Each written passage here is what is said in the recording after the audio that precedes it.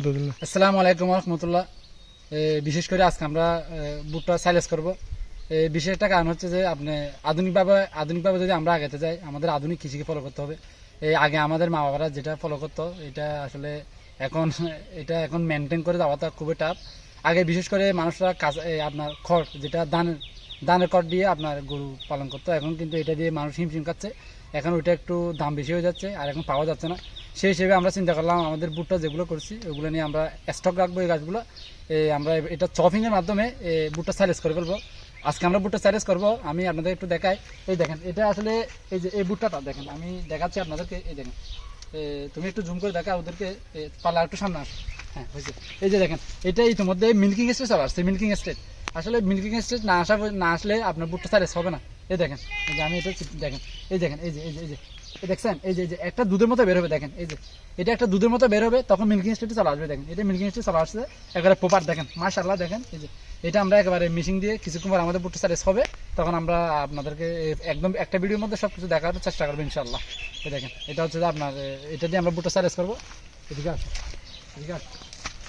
এই যে এটাও দেখা, এই দেখেন সবগুলো একদম মিল্কিং স্টেজ চলে আসছে। দেখেন মাশাআল্লাহ, এই দেখেন, এই যে দেখছেন, এই যে এই দেখছেন এরকম দুধের মতো। এটা হচ্ছে মিল্কিং স্টেজ চলে আসছে। এটা আসলে গরুর জন্য অনেক প্রোটিন, আর গরু এটা খুব সুস্বাদুভাবে খায়। আর এবং এটা হচ্ছে যে আপনার এটা হচ্ছে যে আপনার হচ্ছে যে আমরা যেটা আপনার বিরিয়ানি বলি, এটা হচ্ছে গরুর জন্য বিরিয়ানি।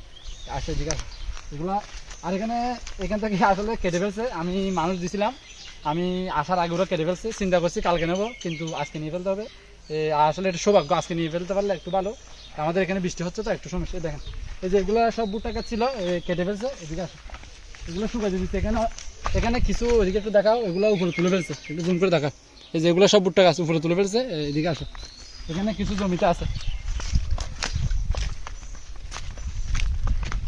এই যে এই দেখেন, এগুলা সব ভুট্টা গাছ। আমি এটা দেখাই। এই যে আলহামদুলিল্লাহ, এটা একেবারে আর্দ্রতা একদম ভালো করে চলে আসছে।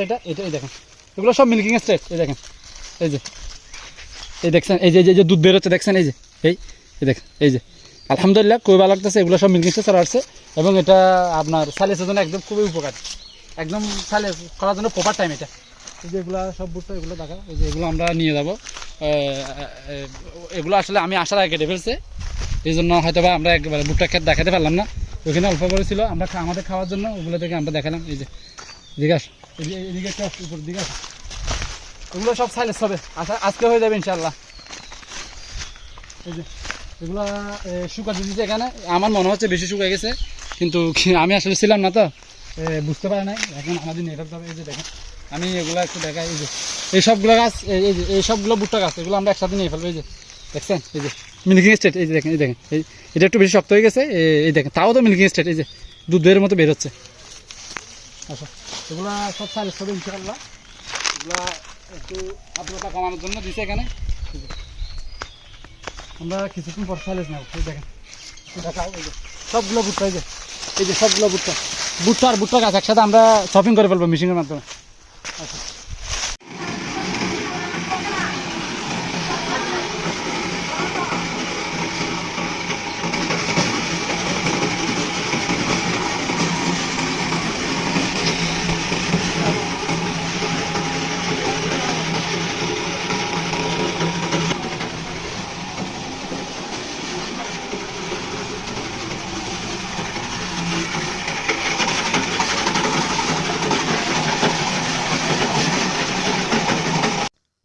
আলহামদুলিল্লাহ আমরা ইতিমধ্যে সাইলেজ করা শুরু করে দিয়েছি এবং আমাদের সাইলেজ করা চলমান।